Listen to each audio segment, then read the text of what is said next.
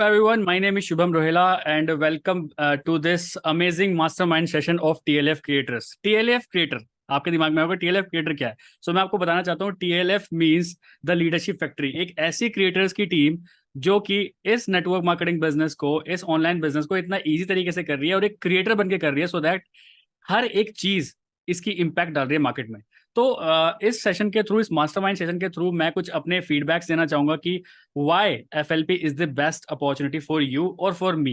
ये मैं लिखा मैंने यू है, बट मैं यहाँ पे एक्चुअली बताऊंगा कि मुझे क्यों इस बिजनेस के लिए, इस फॉरएवर लिविंग प्रोडक्ट्स के लिए हमेशा इतना कन्विक्शन रहता है as compare to other businesses. Businessman का बेटा हूँ तो मेरे को लगता है, मेरे को पता है कि शॉप्स कैसे चलती हैं, इंडस्ट्रीज में क्या क्या काम होता है, कैसे कैसे होता है, बट वो सब चीज़ें भी कंपेरिजन करके मेरे को यही फॉरएवर की अपॉर्चुनिटी क्यों अच्छी लगी, आज इस सेशन में हम वो डिस्कस करेंगे। आप लोग भी अपने वैल्यूएबल फीडबैक दे सकते हो जैसे जैसे मैं आगे बताऊंगा। मैं आपसे पूछूंगा भी, आपको जो भी लगता है आप डेफिनेटली आगे आके अपना भी फीडबैक आप यहाँ पे दे सकते हैं, ठीक है। चलो let's do a quick comparison, क्योंकि ऐसा बोलते हैं कहीं भी पहुंचने के लिए हमें कंपैरिजन करना पड़ेगा। हम किसी से तो लड़ रहे होंगे कहीं ना कहीं, या तो खुद से लड़ रहे हैं या फिर किसी और से लड़ रहे हैं आगे बढ़ने के लिए।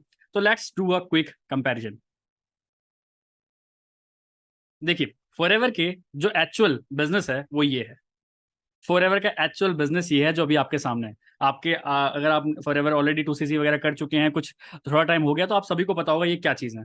ये फॉरएवर के कुछ जेन्युइन प्रोडक्ट्स, ठीक है। आगे चलते हैं। चलो अब मैं बताता हूँ how I clear up my all doubts. जितने भी डाउट्स एक इंसान के सामने आते हैं ना कि यार मैं फॉरएवर करूँ क्या नहीं करूँ, फॉरएवर क्यों करूँ, नेटवर्क मार्केटिंग क्यों करूँ, और भी तो बहुत सारे बिजनेस हैं जो मैं कर सकता हूँ या फिर कर सकती हूँ, बट कैसे मेरा सारे जो डाउट्स हैं वो क्लियर हुए, वो मैं इस सेशन में आपको बताने वाला। चलो let's jump into the session.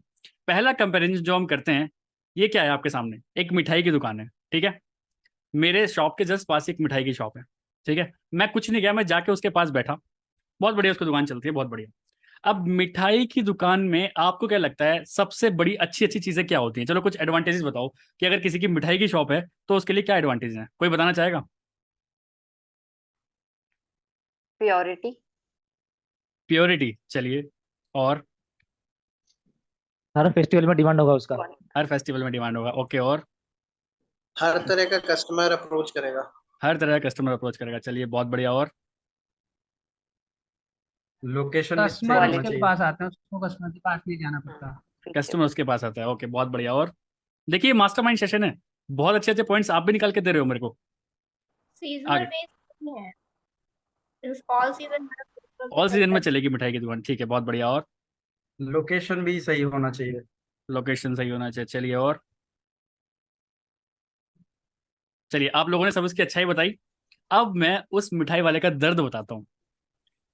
देखिए कितना काम करना पड़ता है एक मिठाई वाले को। पहली बात तो वेराइटीज रखनी पड़ेंगी। मान के चलते हैं आपको काजू कतली खाने का मन है और काजू कतली उसके पास नहीं मिली, तो जिंदगी में दोबारा कोई कस्टमर उसके दुकान पर चढ़ेगा नहीं। एम आई राइट? आप भी कभी किसी कस्टमर के पास जाओगे, आपको काजू कतली खानी है, एक शॉप पे आपको नहीं मिली, आप कभी नहीं चढ़ोगे उसकी शॉप पे काजू कतली का, मतलब कुछ भी और लेने भी। जिसकी दुकान से आपको काजू कतली मिल गया वहीं जाओगे। मानते हो इस बात को? दूसरी चीज, हमेशा इसको अट्रैक्टिव दिखना पड़ेगा। क्या कभी ऐसा हो सकता है कि किसी मिठाई की दुकान में आप गए, वहां पे गंदगी हुई तो आप जाओगे? चलो एक बार चले गए, क्या दोबारा कभी जाओगे अगर वहां पे गंदगी हुई तो? तीसरी चीज, इतना मैन पावर लगता है ना इन सब चीज को बनाने में, हालत खराब हो जाती है। हमेशा पीछे भट्टी पे दूध का मावा निकल रहा होता है, कहीं कुछ खोया निकल रहा होता है, कुछ मतलब एटलीस्ट एक छोटी सी मिठाई की शॉप में भी 8 से 10 वर्कर्स चाहिए हमें। मानते हो इस बात को? इसके बाद जो सबसे बड़ी दर्द उसने बताया मेरे को दर्द की बात, यार हर मिठाई ना 7 दिन के अंदर खराब हो जाती है।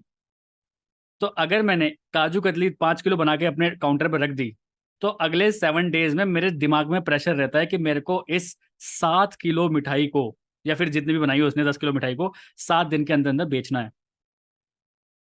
एम आई राइट? ये हमें नहीं दिख रहा बाहर से, हमें तो लग रहा है मिठाई की दुकानें बहुत बढ़िया चल रही है, बट एक्चुअल जो दर्द उसने मेरे को बताया मैं वो आपको बता रहा हूँ, ठीक है। गर्मियों के सीजन में कोई मिठाई नहीं खाता, सीजन्स पे ही खाते हैं।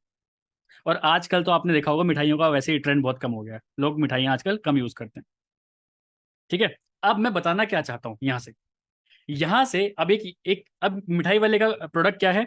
मिठाई। हम फॉरएवर वालों का प्रोडक्ट क्या है? फॉरएवर का प्रोडक्ट। क्या हमारे फॉरएवर का प्रोडक्ट सीजनल है? नहीं। क्या हमें कोई मैन पावर की जरूरत है इसको बनाने में? नहीं। इसमें और क्या क्या प्रॉब्लम्स है? क्या हमें हमेशा अट्रैक्टिव दिखने की जरूरत है? नहीं, जो फॉरएवर कर रही है खुद से कर रही है। क्या हमें ऑल टाइम अवेलेबल रहना पड़ेगा शॉप पे? नहीं। जब मैंने इस मिठाई वाले बिजनेस को अपने फॉरएवर से बिजनेस से कंपेयर किया, तो मुझे इतनी अच्छी पॉजिटिव वाइब्स आई कि हमें फॉरएवर ही करना चाहिए। मान के चलते हैं कि मेरे पास ये हीट लोशन है, क्या ये 7 दिन में खराब हो जाएगी? 3 साल की मैन्युफैक्चरिंग है इसकी, 3 साल में तो बेच ही दूंगा ना। लेकिन वहीं काजू कतली मेरे को 7 दिन के अंदर बेचनी ही पड़ेगी, वरना वो खराब हो जाएगी। और ये खराब होने के बाद भी कहीं ना कहीं चल जाएगी, लेकिन वो कहीं नहीं चलेगी। मानते हो इस बात को? समझ में आया थोड़ा सा मैं क्या कंपैरिजन करके दिखाना चाहता हूँ आपको? कि अगर आपके दिमाग में कभी भी ऐसा भी लग रहा है ना कि यार फॉरएवर से इजी तो और सारे बिजनेस होते हैं, तो देखो फॉरएवर के अलावा जो बिजनेस है उसमें क्या हो रहा है। ठीक है। दूसरी चीज, अगर यहाँ पे आपकी मिठाई की दुकान, आपने मान के चलिए एक लोकेशन में मिठाई की दुकान खोली, आपकी मिठाई हर बार बनाते हो, बिकती नहीं है, क्या करोगे? किससे कहोगे? यू डोंट हैव एनीबडी आप किसी से अपना दुख दर्द शेयर कर पाओ। But in forever living products you have a upline, you have a company customer care, जिससे आप अपनी दुख दर्द बांट सकते हो। तो ये चीज जब मैं कंपेयर करता हूँ तो मुझे बहुत अच्छी लगती है। ठीक है। इसके अलावा कोई और पॉइंट मतलब ऐड करना चाहेगा इस चीज में, वरना फिर हम नेक्स्ट पे चलते हैं। किसी के दिमाग में कुछ भी पॉइंट आ रहा हो, क्योंकि ये मास्टरमाइंड सेशन है, अपना दिमाग के घोड़े दौड़ाइए कि क्या कंपैरिजन हो सकता है एक मिठाई वाले में एक फॉरएवर वाले में। एम्प्लॉय रिटेंशन करने के लिए भी तकलीफ जाएगी। बहुत ही शानदार पॉइंट है, बहुत शानदार पॉइंट। मान के चले एक कोई रावत मिठाई वाला है, और उसका कोई एक चंदू नाम का बंदा है जो कि काजू कतली बहुत अच्छी बनाता है। वेदांत जी ने बिल्कुल सही कहा, वो 15,000 रुपये ले रहा है, उसकी डिमांड चलेगी मैं 25,000 लूंगा वरना नहीं बनाऊंगा। और वो रावत वाला ना ढूंढता रहेगा, हाथ जोड़ेगा उसको कि भाई प्लीज यार तू ही आ जा, क्योंकि लोगों को काजू कतली तेरे हाथ की पसंद है। बट क्या हम बाउंड हैं यहाँ पे? हमें कैसा भी प्रेशर है? नहीं है। तो वेरी गुड वेदांति जी, बहुत अच्छा पॉइंट लगा आपने। चलिए नेक्स्ट चलते हैं। अब ये किसकी दुकान है? जनरल स्टोर है, medicine shop. General grocery store है। स्टोर। ये जनरल स्टोर है एक तरह से, है ना, परचून की दुकान जिसे कह सकते हैं हिंदी में। ठीक है। अब देखिए यहाँ पे जो प्रोडक्ट्स है ना, वो हर एक वैरायटी के हिसाब से रखे हैं। नीचे हॉर्लिक्स रखे हैं, ये बड़े लोग नहीं पी सकते, बट हमारा एलोवेरा हर कोई पी सकता है, छोटे से बड़ा हर कोई पी सकता है। मानते हो इस बात को? दूसरी चीज, इनकी भी एक्सपायरी होती है, मान के चलते हो 1 साल की एक्सपायरी सबकी होती है, 1 साल बाद ये भी खराब हो सकते हैं। खैर हमारे प्रोडक्ट्स भी खराब हो जाते हैं, इसमें कोई ऐसा बड़ा इशू नहीं है। दूसरी चीज, जो ये जैम्स इधर टंग रहे हैं ना, ये आप देख सकते हो, जैम्स टंग रहे हैं, कुरकुरे टंग रहे हैं, इनका मार्जिन इतना कम है ना, मैं आपको बता नहीं सकता। अब इसका भी मैं उसके पास गया, वैसे ये मैंने तो गूगल से उठाई है पिक्चर, बट मैं जब एक जनरल स्टोर वाले के पास गया तो उसने बताया कि भाई ये कुरकुरे की जो लड़ी होती है ना, जो 5 रुपए की आती है ना, 12 पीसीस की कितने की आती है? 56 रुपए की। 12 पीसीस की, अगर 5 रुपए वाला एक कुरकुरा है और 12 पीस एक लड़ी जो आती है पूरी की पूरी, आपने देखा होगा दुकान के बाहर टंगी रहती है जो, है ना, वो 5 रुपए के हिसाब से 60 रुपए की आती है अगर हम कोई लेंगे, लेकिन उसको पड़ती है 56 रुपए की। मतलब वो बंदा उन 12 5 5 रुपए वाले कुरकुरे को बेचने के लिए जितना टाइम लगा रहा है तो लगा ही रहा है, लेकिन कितना प्रॉफिट हो रहा है उसको? सिर्फ 4 रुपए। और हमारा कोई भी एक प्रोडक्ट बेच लेना, 200 300 से कम तो मार्जिन है ही नहीं। मैं कह रहा हूँ एलो टर्म भी बेचोगे ना, उसमें भी आपको मार्जिन ज्यादा मिल जाएगा उससे, अरे वो भी 1 टाइम है। तो जब मैंने उससे बात पूछी ना कि यार इसमें तेरे को सबसे बड़ी प्रॉब्लम क्या होती है, सबसे बड़ी प्रॉब्लम उसको यहाँ पे ये होती है कि यार वेराइटीज ही नहीं रख पाते हम। मैंने कहा क्यों? हर कोई बंदा कुछ नई चीज मांगता है। अभी उसने मान के चलें कि किसान का जैम रखा है, अब कोई दूसरा बंदा है, भैया अमूल का जैम चाहिए मेरे को, तो किसान का मैं खाता ही नहीं हूँ। अब वो परेशान, उसने दही रखना स्टार्ट करी अमूल की, कहता मेरे को तो मदर डेयरी की दही चाहिए यार। तो सोचिए कितना ज्यादा कॉन्फ्लिक्ट और कितना ज्यादा प्रेशर है एक जनरल स्टोर वाले के, उसको कितनी वैरायटीज तो पहले याद रखनी पड़ेगी, उसको स्टॉक करना पड़ेगा, और एक्सपायरी से पहले बेचना पड़ेगा। बट हमारे पास क्या है भाई? 3 एलोवेरा है हमारे पास, येलो, नेक्टर, पीचीज और मैंगो, 4 हैं, इसी के अंदर ही खेल है, ज्यादा है ही नहीं वैरायटी। हनी सिर्फ एक है, यही लेना पड़ेगा, और इसके अलावा कुछ नहीं है। डिफरेंस देखो, प्रेशर कहाँ है? एक हनी तो बेचना है, और उसके पास अगर उसने हनी रख लिया और डाबर का भी रखेगा, पतंजलि का भी रखेगा, इसका भी रखेगा, फिर भी कस्टमर कह रहा है, फिर भी कस्टमर कोई ऐसी कंपनी आके बोल देगा जो उसके पास होगा ही नहीं, तो सोचो कितना दिल टूटता होगा उसका। ये जो मैं आपको बातें बता रहा हूँ ना, ये एक्चुअल उन शॉपकीपर्स की एक्चुअल बातें हैं, जो मैंने उनसे आके पूछा कि मैंने कहा बढ़िया चल रहा है वो सब ठीक है, इसकी डार्क रियलिटी बता मेरे को। डार्क रियलिटी उन्होंने बताई ये चीज़ें।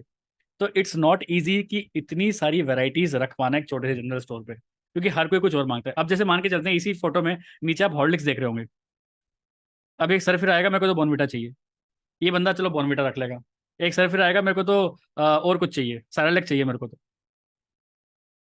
या फिर मेरे को तो बूस्ट चाहिए। तो वेराइटीज बहुत सारी रख पाना is impossible for a general store. यहीं पे ही हमारे पास क्या है, म्यूट कर लीजिए। यहीं पे हमारे पास क्या है कि हमारे पास कुछ ही वेराइटीज हैं, हमें उसी में खेलना है, और पूरी पूरी मार्केटिंग प्लान और पूरा प्रोडक्ट हमारा उसी में घूम रहा है। तो प्रेशर लेने की बात नहीं है कि यार ये भी लेना है, ये भी लेना है, ये भी लेना है। कुछ सिलेक्टेड प्रोडक्ट्स हैं, यही काम आते हैं और उसी को हम कर रहे हैं। ठीक है, have you got the point इसका? चलिए नेक्स्ट चलते हैं। अब आती है एक बुक स्टोर की बात। एक बुक स्टोर की सबसे बड़ी प्रॉब्लम क्या होती है? मैं उसके पास गया, लोगों को बहुत अच्छा दिख रहा है कि हाँ बुक स्टोर है, बढ़िया चलता है, सब कुछ चलता है। एक तो पहली बार बुक्स में मार्जिन कम है, चलो वो भी देखा जाता है। अब भाई साहब मान के चलते हैं इनके पास फिजिक्स की, केमिस्ट्री की एक बुक रखी है जो कि 11th क्लास की है। तो सोचिए कितने एक लिमिटेड लोगों के लिए एक चीज हो गई। फिजिक्स की किताब जो केमिस्ट्री की है, वो सिर्फ वही लोगों के लिए एलिजिबल है जो कि 11th क्लास में है और जिन्होंने साइंस साइड ली है। सिर्फ वही उन्हीं की काम की है। क्या कॉमर्स वालों के काम की है वो? नहीं। क्या 10th क्लास वाले बच्चों के काम की है? नहीं। क्या कॉलेज वालों के काम की है? नहीं। या फिर किसी भी अलग स्टूडेंट के काम की है वो? नहीं, बिल्कुल नहीं। और हर 3 महीने बाद कोर्स, हर 3 साल बाद कोर्स चेंज होता है। जो इनके पास पुरानी किताबें हो जाती हैं वो रद्दी में ही जाती हैं। बिल्कुल। तो इनका सबसे बड़ी प्रॉब्लम यही है कि इनकी बहुत सारी नॉवेल्स, बहुत सारी चीजें, बहुत सारी किताबें रद्दी में जाती हैं। और इनकी सेल सिर्फ एक बारी, सब इनका सीजन सिर्फ एक बार ही आता है। कब? जब सेशन चेंज होता है। सेशन जब चेंज होता है तभी इनका वो आता है, सीजन आता है। इसके अलावा कोई सीजन ही इनका। बट क्या हम अपने प्रोडक्ट्स बेचने के लिए कोई सीजन है हमारा? एलोवेरा मैं आज सर्दी में बेच सकता हूँ, आपको गर्मी में बेच सकता हूँ, दिवाली पे भी बेच सकता हूँ, होली पे बेच सकता हूँ, कभी भी बेच सकता हूँ। समझ आया पॉइंट? तो इनके पास जब मैं बैठ गया तो मेरे को और अच्छा लगा। मैंने कहा यार बात तो सही कह रहे हैं। ठीक है, चलिए आगे चलते हैं। अब आई जूते वाले की दुकान। म्यूट कर लीजिए। अब आई जूते वाले की दुकान। अब हमारे पास घर के पास अच्छी जूते वाले की दुकान भी है। एक सेकंड रुकिए।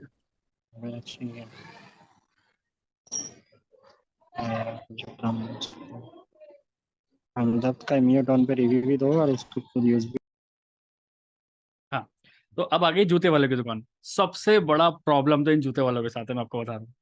उसने सबसे बड़ी प्रॉब्लम क्या बताई कि कस्टमर ना बहुत शाना है, या फिर कस्टमर को सेटिस्फाई करना ना जूते की शॉप पे बिल्कुल ईजी नहीं है। कहता वो कैसे? हम कितनी वैरायटीज ले आए। पहली बात तो उनको वैरायटीज दिखाएंगे। हमने 20 जोड़ी उनको शूज दिखाए, उसको एक शू वो पसंद आएगा, हाँ जी ये बिल्कुल सही है, ठीक है। अब बात पता कहाँ फंसेगी? साइज की। 10 number, 5 number, 6 number, 8 number, 9 number. वो कहता भाई शुभम भाई मेरा इतना दिमाग खराब हो जाता है ना कि जिसको कोई जूता पसंद आया तो उसका साइज नहीं है, जिसको साइज मिल गया उसको वो कलर नहीं मिल रहा जो उसको चाहिए। हम चाहे सारे कलर ले आए लेकिन कुछ ना कुछ प्रॉब्लम रहती ही रहती है। तो भले ही दूर से बूट्स वाले के जो शोरूम होते हैं वो चमकते दमकते दिखते हैं, बट और इनका मार्जिन अच्छा होता है, नो डाउट मार्जिन बहुत अच्छा खींचते हैं। लेकिन सबसे बड़ी प्रॉब्लम यही होती है कस्टमर को कस्टमर सेटिस्फाई नहीं हो पाता। यार 8 नंबर का पहनूं, 9 नंबर का पहनूं, 7 नंबर का पहनूं, 10 नंबर का पहनूं, 11 नंबर का पहनूं। बट क्या एलोवेरा जेल पीने में या हनी पीने में हमें किसी नंबर की जरूरत है? एक 50 साल का आदमी, एक 50 किलो का आदमी भी हनी पी सकता है, एक 100 किलो का आदमी भी हनी पी सकता है। जिसका पैर का नंबर 10 हो, 8 हो, 5 हो, कोई मतलब नहीं है। हर कोई कंज्यूम कर सकता है। यहाँ चीज देख के मुझे और ज्यादा कॉन्फिडेंस आया कि नहीं यार हमारा बिजनेस फिर भी बहुत ईजी है एज कम्पेयर टू इन जूते वालों से। Have you got the answer? चलिए मैं वो चीजें बता रहा हूँ जो एक्चुअल उन्होंने मेरे को बताई कि यार प्रॉब्लम ये है भाई। लोगों को दिखता है बहुत मजा आ रहा है, लेकिन एक्चुअल क्या है ये। चलिए आगे चलते हैं। अब भाई बैग की शॉप। सबसे ज्यादा लेडीज जो दिमाग खराब करते हैं ना वो बैग चूज करने में करते हैं, मैं बता रहा हूँ। कलर ही पसंद नहीं आएगा उन्हें, किसी का डिजाइन सही नहीं, किसी की चैन सही नहीं, किसी की कुछ सही नहीं, किसी की कुछ सही नहीं। वो एक्चुअल मेरे को ऐसे ही बता रहा था कि यार लेडी, नो डाउट मार्जिन अच्छा होता है, मार्जिन बढ़िया खींच लेते हैं लेडीज से ये, लेकिन इनको लेडीजों को कन्विंस करना कोई आसान काम नहीं है। पहली बात तो कलर, फिर जो मटेरियल है इसका वो, फिर चैन कहाँ पे है, फिर चैन कितनी चाहिए, 2 चैन नहीं चाहिए मेरे को, एक ही चैन चाहिए। जिसको 3 चैन चाहिए उसको 4 चैन नहीं चाहिए, ये भी प्रॉब्लम। फिर कलर मैच, ये मेरी उस सैंडल से मैच करेगी कि नहीं, या फिर ये इससे मैच करेगी कि नहीं। तो इस टाइप की उन्होंने जो मुझे प्रॉब्लम्स बताई ना, तो जैसे ही मैंने इन चीज़ों को अपने एफएलपी से कंपेयर किया, मेरे को लगा यार हमारी तो कैसी भी प्रॉब्लम ही नहीं है। हमारे सामने कोई लड़की काली हो, गोरी हो, हरी हो, पीली हो, मोटी हो, काली हो, हनी तो पी सकती है ना, एलोवेरा जेल तो पी सकती है ना, नेक्टर तो पी सकती है ना। कितना ईजी हो गया सोचिए। हमें इतनी वैरायटीज रखने की जरूरत ही नहीं है, इतना दिमाग खराब करने की जरूरत ही नहीं है। एक ही चीज पे कन्विक्शन कर लोगे ना, हम कुछ प्रोडक्ट्स अगर पकड़ लें और उन्हीं पे कन्विक्शन अगर बना लें, ज्यादा लफड़ा पालने की जरूरत नहीं है। बट इन सब में बहुत लफड़ा है, मैं आपको बता रहा हूँ। ठीक है, ये मैं कुछ अपने बिल्कुल पर्सनल एक्सपीरियंसेस आपको बता रहा हूँ, बिल्कुल जो ग्राउंड रियलिटी के एक्सपीरियंसेस हैं वो मैं आपको बता रहा हूँ। आगे चलते हैं। अब एक सैलून वाला, आपको क्या लगता है सैलून वाले की सबसे बड़ी प्रॉब्लम क्या होगी? चलो आप बताइए, कोई बताना चाहेगा सैलून वाले की सबसे बड़ी प्रॉब्लम क्या होगी? दिख तो अच्छा रहा है कि बहुत बढ़िया है सब, ये सब चीजें, लेकिन प्रॉब्लम क्या होगी? एक कस्टमर में टाइम भी काफी लगता है। बहुत एम्प्लॉयज बढ़िया। भी बहुत अच्छे सारे स्टाफ चाहिए। चाहिए, और एम्प्लॉय मतलब स्टाफ को आना भी चाहिए वैसा हेयर कट देना, मतलब एक्सपीरियंस नहीं हुआ तो कस्टमर सेटिस्फाइड नहीं होगा। बिल्कुल। Customer trending specially trending hair style चलती रहती है उनके लिए, न्यू न्यू एम्प्लॉय वो चाहिए दिखाने के लिए, करने के लिए। बिल्कुल बिल्कुल। और रेट्स इसमें एरिया के एक अकॉर्डिंगली चीज फिक्स होती है करने पड़ते हैं। कि जिससे बिल्कुल आप बाल कटवाते हैं, आप चाहते हैं कि वही बंदा बाल कटाए, हर बारी नए बंदे से बाल कटवाना नहीं चाहेंगे, तो उसमें भी बड़ी बिल्कुल। दिक्कत होती है। Exactly point. ये जो एक शफकर ने बोला और इन्होंने बोला, सब दो पॉइंट उसने मेन बोले। तो सबसे बड़ी बात है, जो बंदा एक बार बाल किसी से कटवा के चला गया और वो अगली बार उसको बंदा नहीं मिला, वो बाल नहीं कटवाएगा। दूसरी चीज, ये दिखता तो बहुत अच्छा है बट इनको बहुत साफ सफाई रखनी पड़ती है यहाँ पे, मैं आपको बता रहा हूँ। आप किसी ऐसे सैलून में नहीं कभी नहीं जाओगे जहाँ पे गंदगी रहती है या फिर इसके टूल्स अच्छे नहीं होते हैं। इनको बहुत अपना खर्चा करना पड़ता है, प्लस मैन पावर बहुत लगती है यहाँ पे। और सबसे इंपॉर्टेंट चीज, एक एक इंसान पे, जो शफकर ने बोला, एक एक इंसान पे बहुत ज्यादा टाइम लगता है। मान के चल, कोई हेयर कट करने आ गया, कम से कम आधा घंटा चाहिए, 30 मिनट चाहिए चाहिए उसको। और 30 मिनट्स में हम शायद 5 लोगों को ज्वाइन भी करा सकते हैं। वो 30 मिनट्स में सिर्फ 200 रुपये कमा रहा है बाल कटा के, और वो भी मेन ओनर नहीं काट रहा, वो कोई और काट रहा है। जो मेन ओनर को 200 रुपये मिलने वाले हैं उसमें से कुछ परसेंटेज उसका भी है। इलेक्ट्रिसिटी जा रही है, वो सब जा रही है, वो तो सब जा ही रही है, वो अलग बात है। बट हम अगर इसी बिजनेस को अपनी चीज में सोच के देखें, अब मैंने इसको कैसे कंपेयर किया। मैं एक हफ्ता पहले, मतलब 1 महीने पहले, सॉरी, बाल कटा रहा था तो मैं ऐसे फोन में लगा हुआ था ऐसे, और वो पीछे मेरे बाल काट रहा था पूरा। तो अप्रोक्स 30 मिनट ही लग गए। और सही बता रहा हूँ, उस 30 मिनट में मैंने एक प्रोस्पेक्टिंग क्लोज कर दी थी। वहां से मेरे दिमाग में आई रहा है, यार मैंने 30 मिनट्स में एक प्रोस्पेक्टिंग क्लोज कर दी और ये बंदा 30 मिनट से मेरे बाल ही काट रहा है। और कमीशन सोचो, ये मैं इसको 200 रुपये दूंगा, मेरे को क्या आ रहा है, क्या आने वाला है। तो कंपैरिजन देखो यहाँ पे। तो इससे भी जब मैंने कंपेयर किया ना, यहाँ से भी मुझे बहुत अच्छा लगा कि यार हमारा बिजनेस ही बहुत बढ़िया है, क्योंकि 30 मिनट्स कौन लगाएगा और इतना मैन पावर कौन रखेगा? क्या हमें फॉरएवर में रहने के लिए किसी मैन पावर की जरूरत है? क्या किसी ने अपना असिस्टेंट रख रखा है? क्या किसी को नहीं, कुछ किसी के पास कोई एडिटर है? आगे जब आप बड़ा खेलोगे तो आप रख सकते हो, बट अभी किसी के पास कोई जरूरत है? किसी को टूसीजी कराने के लिए कोई आपको एडिटर की कोई मैन पावर की जरूरत है? किसी को भी प्रोडक्ट देने के लिए मैन पावर की जरूरत है? प्रोडक्ट भी खुद बना बनाया मिल रहा है आपको, तो मार्केटिंग ही तो करनी है। तो ये चीज़ मुझे बहुत अच्छी लगी, जिसकी वजह से मैं इस बिजनेस को लेकर और कन्विक्टेड हुआ। अब आई कपड़े की बात। ये लोग भी सबसे ज़्यादा परेशान है मार्केट में। हाँ आई नो, इनको परेशानी इसलिए झेल लेते हैं क्योंकि इनका जो मार्जिन होता है वो अच्छा होता है। 30 to 40% का मार्जिन होता है। कोई भी एक शर्ट 300 की आई, 600 की बिकती है, 500 की बिकती है। बट आजकल लोग इतने चूजी हो चुके हैं। दूसरी चीज़, जब से ऑनलाइन आया है, ऑफलाइन कपड़ा लोगों ने लेना बंद ही कर दिया है। मतलब अच्छी सी चीज़ की मैं बात बता रहा हूँ, लोग बहुत कम पसंद करते हैं लेके आना। लोग नायका खोलेंगे, लोग आजियो खोलेंगे, लोग मिंत्रा खोलेंगे, अरे सेल चल रही है 50% उठाओ। और 2,000 रुपये की चीज़ पीटर इंग्लैंड की जो शर्ट है वो 1,000 की मिल रही है, उठाओ। जनता जाना पसंद नहीं कर रहा बिल्कुल भी। और दूसरी चीज़, आजकल ऑनलाइन की वजह से ये कैसे परेशान हो गए हैं। लोग एक आता है, आजियो में कोई सेल चल रही होगी, बंदा स्क्रीनशॉट खींचेगा, भाई साहब मुझे ये वाली शर्ट चाहिए। अब इस बंदे ने चाहे 1,000 शर्ट रख रखी हो, लेकिन उसको यही शर्ट चाहिए जो वो फोटो खींच के लाया। अगर मिली तो ठीक, नहीं तो जय कहीं नहीं। तो वो कह रहा, मेरे पास दिन में 70 to 80% लोग ऐसे ही आते हैं जो ऑनलाइन से फोटो खींच के लाते हैं। ऑनलाइन में उल्टे सीधे वहाँ पैसे लिखे होते हैं, वो हमसे एग्जैक्ट हमसे चीज़ मांगते हैं और इससे भी सस्ती। कहते हैं अगर बाई चांस मैच भी कर गई तो कहते हैं ऑनलाइन ही मिल रही है 500 की, तो आप 550 की क्यों दे रहे हो? तो वो वैसे भी नहीं लेते हैं। तो बहुत एक तगड़ा, एक ये कह सकते हैं एक बहुत अच्छा कंपटीशन आ गया है मार्केट में अभी, जब से ऑनलाइन आया है, कि लोग अपने कपड़े भी नहीं बेच पा रहे हैं। बट सोचिए, यही हमसे कंपैरिजन करें तो पहले प्रॉब्लम होती थी फॉरएवर में कि फॉरएवर के प्रोडक्ट सस्ते दिखते थे फ्लिपकार्ट अमेजन पे, बट अभी देखिए एमआरपी पे दिखते हैं पूरे। अगर फ्लिपकार्ट अमेजन पे बाई चांस किसी ने गलत तरीके से प्रोडक्ट्स डाल भी रखे हैं ना, तो वो भी हमें एमआरपी पे मिलते हैं पूरे। तो प्रोडक्ट हमारे पास ही सस्ता है। तो सोचिए कस्टमर बेस किसका ज़्यादा बढ़ना चाहिए, हमारा कि उनका। तो जब मैंने कंपेयर किया कि यार इसको कहते हैं भसड़, कि एक अब इसमें भी एक्सेल, अब साइज की भी बड़ी ये प्रॉब्लम है। यहाँ पे एक्सेल, किसी के एम आता है, किसी के एक्सेल आता है, किसी के डबल एक्सेल आता है, किसी के एल आता है। क्या इसमें कोई एक्सेल एक्सेल डबल एक्सेल कुछ है? या फिर आरजी प्लस की अगर मैं बात करूँ, इसमें कुछ एक्सेल डबल एक्सेल है? छोटे से बड़ा बच्चा हर कोई पी सकता है। तो इस तरह की जो सिरदर्दी है ना, सिरदर्दी का बिजनेस ही नहीं है अगर बिजनेस किसी को करना आ गया तो ऐसे में अपना कन्विक्शन बढ़ाता हूँ ये सारी चीज़ें देख के। चलिए आगे चलते हैं। अब आगे मेडिसिन की बात। मेडिसिन में कोई बताना चाहेगा कि एक मेडिकल स्टोर वाले को क्या प्रॉब्लम है? वैरायटी बहुत ज्यादा है, होने के बाद बहुत। एक्सपायरी होने के बाद यूज नहीं कर सकते हैं उसको। चलिए और, वैरायटी बहुत ज्यादा है इसके अंदर, चलिए और भी डिस्काउंट भी देना पड़ता है इसके ऊपर इन लोगों को।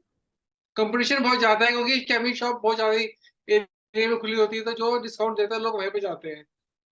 बिल्कुल यहाँ भी बहुत से एम्प्लॉयज रखने पड़ता है, अकेले नहीं चला जा सकता। बिल्कुल। तो यही सारी चीज़ें जैसे बताया। सबसे बड़ी प्रॉब्लम जो एक किसी मेरे केमिस्ट शॉप वाले ने बताई, यार हम तो स्टॉक रखते रखते परेशान हो गए, या तो हम तो वैराइटीज रखते रखते परेशान हो गए। मतलब दिन में वो कम से कम 500 दवाइयों की नेम लिखते हैं कि जो उनके पास नहीं है, कस्टमर ने आके उनसे मांगी। सॉल्ट प्रॉपर नहीं मिलता उनको, प्रॉपर एक चीज़ तो। कमीशन मार्जिन, नो मार्जिन बढ़िया है, प्रॉफिट बहुत बढ़िया रहता है। एक एक्सपायर हो गया तो खराब। तीसरी, कंपटीशन सबसे ज्यादा है इस बिजनेस में। आप हर एक गली में 2 मेडिकल स्टोर देख लोगे, हर एक गली में 2 मेडिकल स्टोर।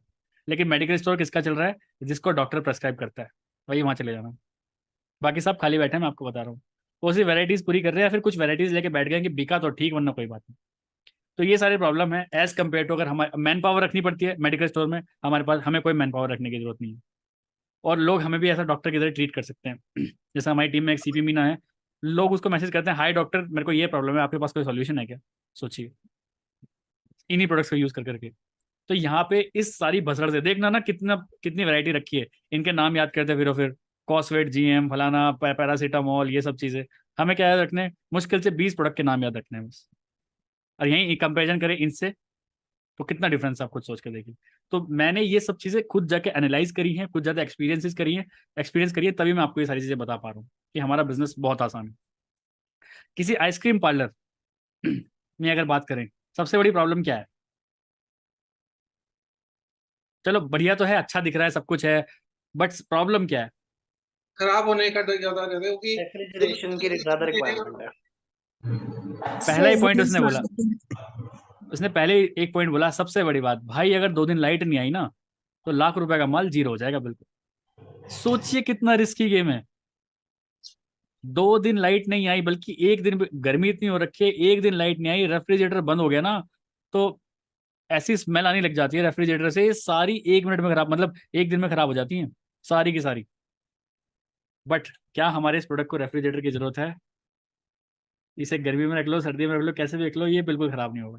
और ये जो आइसक्रीम्स होती है ना, ये 7 से 8 दिन के अंदर खराब हो जाती है अगर ये टाइम पे नहीं बिकी तो सोचिए एक आइसक्रीम पार्लर वाले के ऊपर कितना प्रेशर रहता हो कि भाई मेरे को कैसे भी करके एक डेट से ब्रांड को बेचना है, बेचना ही है एनी हाउ, क्योंकि नहीं बेचा ना तो रिस्क है, प्रॉपर लॉस है मेरा, प्रॉपर लॉस।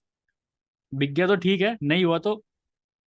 दूसरी चीज सीजनल है। क्या सर्दियों में कोई आइसक्रीम खाता है? होते हैं कुछ खुराफाती लोग, 5% लोग खाते हैं, बट 95% लोग नहीं खाते हैं, गर्मियों में ही खाते हैं।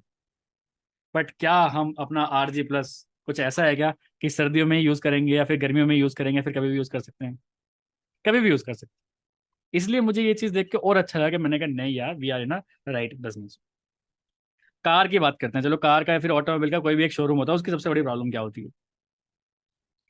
रेंट बहुत हाई होता है इनका, और स्टाफ भी बहुत, सैलरी अच्छी देनी पड़ती है, उसे रखना पड़ता है।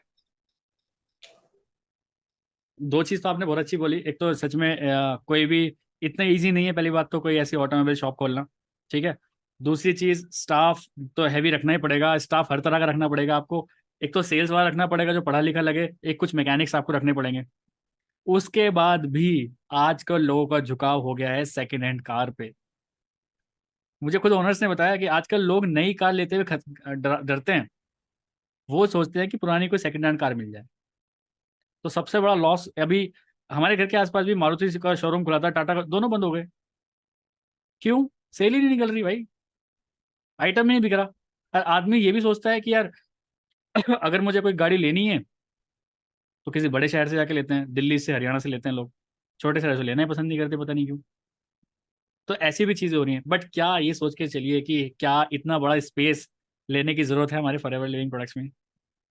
क्या हमें ऐसे एम्प्लॉयज़ रखने की ज़रूरत है हमारे फॉरएवर लिविंग प्रोडक्ट्स में? फॉरएवर ने तो ऑलरेडी वो सब काम करके दे दिया है। फॉरएवर ने हमें अपना डिस्ट्रीब्यूटर बना के लोगों के सामने खड़ा कर दिया। इससे आसान बिजनेस क्या होगा? आप खुद सोच के देखिए ना कि अगर आप इस एक जो सामने गैरेज आपको दिख रहा है, इसके मालिक होते हैं, काम नहीं चल रहा होता, क्या करते हैं आप? फ्रस्ट्रेटेड रेंट हो चुकी रेंट जा रहा होगा 5 लाख रुपए महीना। कहाँ से लाओगे 5 लाख रुपए महीना? 5 लाख रुपए महीना और 2 लाख रुपए पूरी सैलरी जा रही होगी सबकी। और और एक आगे 1 लाख रुपए का ये जा रहा होगा, इलेक्ट्रिसिटी बिल जा रहा होगा। ओवर से बहुत पड़ते हैं, इलेक्ट्रिसिटी हो गई, पानी, बिजली, सब कुछ चलता है इसमें।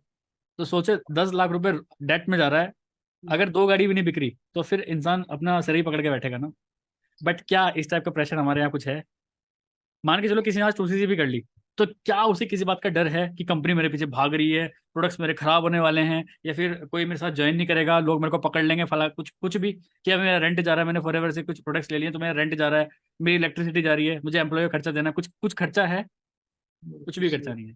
30,000 में इतना जबरदस्त बिजनेस एक फॉरएवर कंपनी आपको दे रही है निकाल के। ठीक है, तो मैं अपना दिमाग ऐसे चीजों में लगा के, नेगेटिविटी मेरे को भी आती है ना, ऐसा कोई बिजनेस नहीं है जिसमें नेगेटिविटी ना आती हो, फॉरएवर में कुछ ना कुछ लूप होल्स होंगे। बट मैं अपने उन लूप होल्स को या फिर दूसरे बिजनेस को कंपेयर करके दूसरे बिजनेस के लूप होल्स पे अपनी फॉरएवर की पॉजिटिविटी लगा के देखता हूँ, सो दैट मेरे को क्लियर विजन दिखता है कि नहीं यार, I am doing a right thing. ठीक है, पार्लर वाले, चलो पार्लर में सबसे बड़ी प्रॉब्लम क्या होगी, चलो बताइए, जो ब्यूटी पार्लर्स होते हैं। कस्टमर सेटिस्फेक्शन बिल्कुल। वही सेम जो जेंट्स के पार्लर में है, वही लेडीज के पार्लर में है।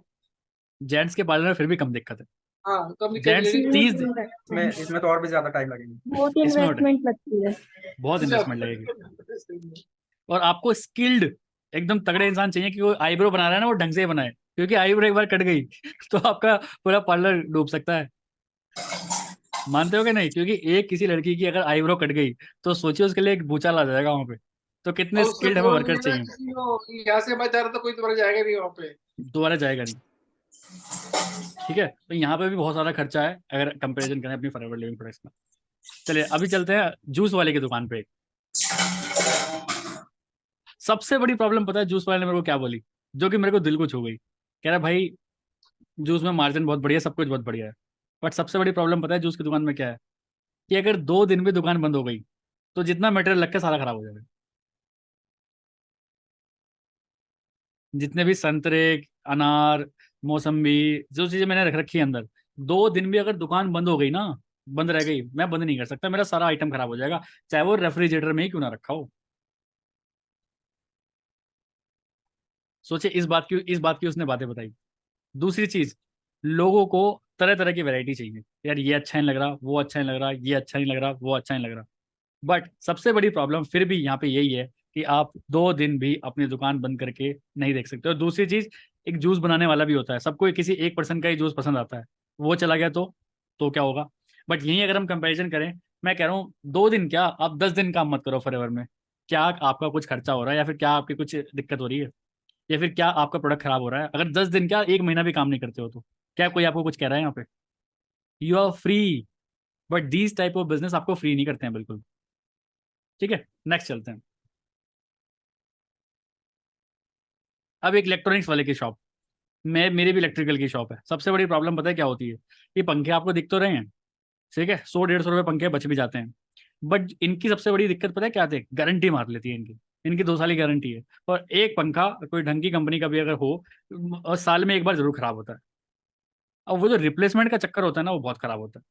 आपने अपने घरों में देखा होगा, कुछ एलईडी बल्ब्स आते हैं, वो 1 साल की गारंटी आती है जिनकी, कुछ कुछ एलईडी बल्ब्स होते हैं, आपको देखा होगा, 1 साल की गारंटी होती है उनकी, 1 साल के अंदर खराब हो गया, अब दुकानदार बेचारा बदलता फिर रहा है। तीसरी चीज सबसे बड़ी बात है, वेराइटीज रखनी पड़ती है दबा के। अब सामने इंडक्शन या फिर फैन देख रहे होंगे, कोई हैवेल्स कंपनी का मांग रहा है, कोई ओरिएंट का मांग रहा है, कोई खैतान का मांग रहा है, कोई क्रॉम्पटन का मांग रहा है, कोई किसी ब्रांड का मांग रहा है। तो यहाँ पे भी बहुत सारे ब्रांड्स हमें रखने पड़ते हैं किसी भी एक इलेक्ट्रॉनिक्स वाले को अपना बिजनेस चलाने के लिए। बट हमारे पास अगर हनी एक है तो एक ही है बस। भैया ये हमारे पास वैरायटीज नहीं है, लेकिन जितनी तू वैरायटीज बता रहे सबसे अच्छा हनी हमारा ये है। हमें लोगों से ये डिस्कस करना है। तो सोचिए कितना आसान बिजनेस हो गया। रिप्लेसमेंट कुछ है ही नहीं, क्योंकि गारंटी नहीं है कुछ। इनकी गारंटी है, आदमी मतलब बदलता बदलता परेशान हो जाएगा। तो इस टाइप की चीज़ें लोगों ने मेरे को बताई, इवन तो मैं भी जब फील करता हूँ तो मेरे को लगता है कि नहीं यार, फॉर एवर फिर भी बहुत आसान है as compare to these businesses. Jewellery वाले, क्या प्रॉब्लम होगी सबसे बड़ी ज्वेलरी वालों की? सीजनल है तो ये शादियों में ज्यादा बिकता है, त्योहार पे ज्यादा चलिए बिकता है, चलिए, से जैसे कम बिकता है। बिल्कुल बट स्टाफ रखना पड़ता है, पूरे साल रखना पड़ता है, और बिल्कुल जो भी खर्चे ओवरहेड पूरे साल को बेयर करने पड़ते हैं। बिल्कुल। सर सबसे रेट भी बढ़िया ऊपर नीचे होते रहता है, तो रेट ऊपर उसके नीचे हो वजह। तो बिल्कुल। और बताइए, सबसे मेन पॉइंट रह गया जो उसने मेरे को बताया, माथा पकड़ गया यार, सबसे बड़ी प्रॉब्लम तो ये है। और सर कुछ लोग तो ऐसा भी डिजाइन के ऊपर भी डिपेंड करता है तो कि होने वाला है। डिजाइन सर बहुत रखनी पड़ती है। ज्यादा focus कर रहे हैं आजकल। सर इसमें कुछ लोग ऐसा भी करते हैं, जैसे उनके घर में कुछ ओकेजन रहता है तो ले जाते हैं और फिर वापस लाके भी दे देते हैं कि हाँ उनको नहीं चाहिए। हम्म। नहीं सर, गोल्ड इतना महंगा हो गया ना, सब गोल्ड नहीं लेते, सब आर्टिफिशियल पे फोकस कर रहे हैं, मैचिंग लेते हैं कपड़े का। ये देखो ये मेन ज्वेलर, बात है। ये देखो ज्वेलर की वाइफ बोली एकदम, उनको पता है ये सब चीजें। हाँ सर, हम लोग खुद फोकस करते हैं क्योंकि हम मैचिंग लेना चाहते हैं ना, गोल्ड फिर लेना नहीं चाहते एक ही डिजाइन बिल्कुल एक ही कलर। बिल्कुल बिल्कुल बिल्कुल। लेकिन सबसे बड़ी प्रॉब्लम पता है, ये सारी चीज़ उसने बताई, सबसे बड़ी प्रॉब्लम पता है उसने क्या बताई? भाई अगर चोरी हो गया तो क्या होगा? सबसे बड़ी प्रॉब्लम उसने मेरे को ये बताई कि रोज दुकान पे जब ताला लगा के घर जाते हैं, सुबह आके ना 10 बार माथा चूमता है कि बस मेरी तिजोरी में मेरा सोना रखा हो, ऐसा ना हो कि तिजोरी उड़ा दी किसी ने, क्योंकि ऐसा होता है, बहुत चोरियां होती हैं सोने चांदी की दुकानों पे। तो सबसे बड़ी प्रॉब्लम ये है। बट चुरा लो भाई, कहाँ ले जाओगे, काम ही आएगा तुम्हारे। लेकिन क्या इसको कोई चुराना चाहेगा? तो सोचिए कितने सिक्योर बिजनेस में हम हैं। कोई हमसे क्या चुरा सकता है? क्या कोई हमारी नॉलेज चुरा लेगा? नहीं। क्या कोई हमारा डाउनलाइन चुरा लेगा? नहीं। क्या हमारे कोई प्रोडक्ट चुरा लेगा? चुरा ले भाई, क्या कर लेगा ज्यादा ज्यादा। तो सोचिए, यहाँ से भी किसी भी तरह का लफड़ा ही नहीं है हमारे इस बिजनेस में, अगर इंसान ढंग से इस बिजनेस में करना चाहे तो। ठीक है। अब स्कूल की बात चले, कोई अगर आपके दिमाग में किसी का आता होगा यार स्कूल खोलते हैं, एक स्कूल में सबसे बड़ी प्रॉब्लम क्या होती है? स्कूल के सिर्फ हमें लैंड एक तो लेना गवर्नमेंट से कंसेशन रेट पे, फिर वो उसके नॉर्म्स को पूरे करना, फिर सारी जो भी लोकल गवर्नमेंट बॉडी के जो रूल्स है उसको थोड़ा दिक्कत होती है फॉलो करने में। फिर सब कर लिया, बच्चे नहीं आ रहे, रेपुटेशन नहीं बन रही आपकी स्कूलों की, तो बच्चे नहीं आएंगे। टीचर्स कैसे पढ़ा रहे हैं, सब पे डिपेंड करता है, बहुत सारी चीजें हैं। सबसे मेहनत का काम है स्कूल का काम करना, मैं आपको बता रहा हूँ। स्टार्टिंग के 10 साल, एटलीस्ट 10 साल के बाद ये मक्खन हो जाता है, लेकिन 10 साल से पहले पहले सबसे पहली बात, कम से कम 50 तरह के तो डॉक्यूमेंट चाहिए एक स्कूल का रजिस्ट्रेशन कराने में भी। और हर एक डॉक्यूमेंट को साइन कराने के लिए भी आपको घूस देनी पड़ेगी। मेरे चाचा ने स्कूल खोला है, और मेरे सामने ही खोला था उन्होंने। मैं आपको बता रहा हूँ, हर एक डॉक्यूमेंट पे ना खूब साइन होते थे। और जिनको कुछ करना पड़ता था, कुछ ना कुछ अंडर द टेबल जाता था उनको। वो बिना अंडर द टेबल के मानते, मतलब साइन ही नहीं करते थे। सोच के देखिए, तो कितना तगड़ा इन्वेस्टमेंट है एक स्कूल खोलने के। वैसे लैंड चाहिए, फिर ये आपको पूरी प्रॉपर्टी बनानी है, उसके बाद सारे डॉक्यूमेंट्स पूरे होने चाहिए, क्योंकि डॉक्यूमेंट्स अगर पूरे नहीं हुए ना आपके, स्कूल कभी भी बंद हो सकता है। तो सोचिए कितना एक रिस्की बिजनेस है स्टार्टिंग में करने में। पहली बात, दूसरी बात इन्वेस्टमेंट सबसे बड़ी। और तीसरी बात, अगर बच्चे नहीं आए ना तो खून के आंसू रोने पड़ जाएंगे। और एक बट चीज ऐड करूंगा साथ में, आज की डेट में स्कूल खोले तो हाईटेक स्कूल होना चाहिए, ये नहीं कि बिल्कुल आपने वैसे ही खोल दिया तो ऐसे बड़े तो यार पड़ोस में खुला हुआ मैंने वहां जाएंगे। तो बिल्कुल बिल्कुल लेटेस्ट टेक्नोलॉजी होनी चाहिए इसके अंदर, उसमें बहुत पैसा बिल्कुल खर्च होता है। बिल्कुल बिल्कुल। तो ये सारी चीजें हैं, अगर कंपैरिजन करें, एक स्कूल जितना कमाता है ना, एक यहाँ पे फॉरएवर में एक मैनेजर, एक सीनियर मैनेजर, उसकी टीम अच्छी बनी हुई है, वो यहाँ पे आराम से कमा सकता है एक स्कूल जितना, और बिना किसी एफर्ट के। तो ये पावर लगती है मुझे फॉरएवर में एज कम्पेयर टू दिस। ठीक है, चलिए आगे चलते हैं। अब फर्नीचर वालों के लिए चलते हैं। फर्नीचर वालों को क्या प्रॉब्लम आती होगी? सीजनल प्रोडक्ट है ये भी, और एक फर्नीचर ले लिया तो 10 साल चल रहा है, तो बार बार लोग लेते नहीं है। बिल्कुल। तो वही है, अपग्रेड करना हो तो लोग चेंज करते हैं, नहीं तो फिर नहीं करते हैं दूसरी त्योहारों पे। चीज, एक तो सबसे बड़ी बात जो उसने मुझे बताई, सबसे बड़ी प्रॉब्लम उसने ये बताई कि भाई साहब, एक तो ऑनलाइन ने ना लोगों का दिमाग खराब कर दिया है। ऑनलाइन ऐसे ऐसे मॉडल दिखाएंगे लोग लैपटॉप पे बना के, जो कि एक्चुअल में बनाना ही मुश्किल है। लेकिन वो लैपटॉप पे डिजाइन 3D डिजाइन करके दिखाए थे, मेरे को तो ऐसे ही चाहिए। अब लोगों को चाहिए वो। दूसरी चीज, एक बार किसी ने सोफा खरीद लिया, 10 साल से पहले वो चेंज नहीं कर रहा। ठीक है। तीसरी चीज, आजकल एक बहुत सारी चीजें वैसी भी आ गई हैं, वो फॉर्म वाली आ गई हैं आजकल चीजें, तो लकड़ी का लोग लेते नहीं आजकल, फॉर्म वाले मतलब धीरे से भी काम चला लेते हैं। तीसरी चीज, सबसे बड़ी चीज, डिजाइन। लोगों को डिजाइन ही पसंद नहीं आ रहे भाई। अब इस बंदे ने, मान के चलो किसी एक कोई शोरूम वाला है, इसने बना के रख दिए 8-10 सोफे बना के रख दिए, कोई डेमो के लिए भी चाहिए, बट वो अगर किसी को पसंद नहीं आई, क्या करेगा उनका? खुद सोच के देखिए। बट यही अगर कंपैरिजन करते हैं हमारे में, ऐसा कुछ है ही नहीं, कुछ बना के रखना ही नहीं, ऑलरेडी बना बनाया है ये। और जो बना बनाया है वही बिकेगा, क्योंकि इसके अलावा कुछ नहीं है। जो बना बनाया है उसको ही बेचना है, इसके अलावा कुछ है ही नहीं। तो इस तरह से जब मैं कंपैरिजन करता हूँ ना, यहाँ पे ये तो बड़ा रिस्की बिजनेस है, फर्नीचर का बिजनेस। कोई चीज बना के रख दी अगर, तो उसको अगर वो मतलब आउट ऑफ द फैशन हो गई, तो क्या करोगे? सर पकड़ के बैठ जाओगे आप। तो ऐसा भी नहीं है कि आपने चिप बना दी उसको दोबारा आप रिपेयर करके इसको कुछ बना पाओ, ऐसा भी नहीं कर सकते उसको, अब जो बन नहीं, गया वो। आप करोगे भी ना, उसमें पैसा लगेगा। हाँ। उसमें ही पैसा लगेगा ना, तो पैसा तो जा ही रहा है, आ कहाँ रहा है? तो ये सारी चीजें। दूसरी चीज, इन्वेस्टमेंट बहुत तगड़ा लगता है इस फर्नीचर के बिजनेस में। ये सारा फर्नीचर खुद का खरीदना, मैन पावर, लाइटिंग्स, पूरा शोरूम बनाना, मतलब बहुत खर्चा है अगर एज कम्पेयर, क्योंकि लोगों ने मुझे एक्चुअली यही बताया। चलिए, एक पेट स्टोर अगर आप खोलोगे तो उसमें क्या दिक्कत होगी? पहले पता डॉक्टर की डिग्री चाहिए हमारे को, पेट जो होते हैं ना, उन्होंने क्या बोलते हैं उसको, वेटरनरी हॉस्पिटल क्या होते हैं वो, डॉक्टर होने जरूरी है इसके नहीं लिए नहीं, तो। ऐसा नहीं होता। हाँ। ऐसा जरूरी नहीं है। हाँ, आप बिठा सकते हो डॉक्टर, लेकिन ऐसा कोई जरूरी नहीं है। चलो मैं उसने बताता हूँ, उसने सबसे बड़ी प्रॉब्लम क्या बताई मुझे। एक गया था मैं एक के पास, तो उसने बताया कि सबसे बड़ी प्रॉब्लम बताया यहाँ पे इस बिजनेस में क्या है, कि हम फ्री नहीं है बिल्कुल भी। मान के चलते हैं किसी के कैट है, पपीज हैं, कुछ फिशेज हैं, वो 2 दिन के लिए भी अपना स्टोर बंद नहीं कर सकते। फिशेज को प्रॉपर टाइम पे ऑक्सीजन चाहिए, खाना चाहिए, जितना भी अंदर बच्चे हैं, कैट है, डॉग हैं, उन सबको प्रॉपर खाना चाहिए, तभी वो एक्टिव दिखेंगे, तभी वो बिकेंगे। तो ये सबसे बड़ा रिस्की बिजनेस ऐसा है कि एक बंदा फ्री नहीं है बिल्कुल भी, और 2 से 3 लोग ऐसे चाहिए बिल्कुल जो पेट से बहुत ज्यादा प्यार करते हो, उनको एक्चुअल चीजें पता हो, क्योंकि मछलियां बीमार होती हैं, है ना, बहुत जल्दी बीमार हो जाती हैं, वो मर भी बहुत जल्दी जाती हैं। जितने भी कुत्ते बिल्ली होते हैं, ये भी बहुत जल्दी मर जाते हैं अगर उनकी प्रॉपर देखभाल नहीं की जाए तो एटलीस्ट इनके पास 3 से 4 लोग ऐसे होने चाहिए जो इनकी प्रॉपर देखभाल करें। बट क्या ये हमारा हीट लोशन कहीं मर सकता है जब तक इसकी एक्सपायरी ना हो? कैसी कोई देखभाल करनी पड़ेगी, मैं इसे फेंक भी दूं चाहे, कैसी कोई देखभाल करनी पड़ेगी? नहीं। बस हमें अपने इस जो हम चीज कर रहे हैं, जो मैंने आपको सेकंड स्लाइड दिखाई, प्रोडक्ट्स, इनके एक्सपर्ट बनना है हमें, बाकी कोई दिमाग लगाना ही नहीं। तो ऐसे मैं कंपैरिजन करता हूँ। ऐसे नर्सरी वाले हैं, उनको भी बहुत ज्यादा केयर करनी पड़ती है अपनी चीजों के लिए, है ना, बहुत ज्यादा केयर करनी पड़ेगी, प्रॉपर पानी देना पड़ेगा, और कहीं छोड़ के जा नहीं सकते अपने प्लांट को जब तक बिकेगा नहीं। बट हमारे इस केस में ऐसा कुछ भी नहीं है। ठीक है। कोई कैफे अगर आप खोलो, तो उसमें सबसे बड़ी प्रॉब्लम क्या है?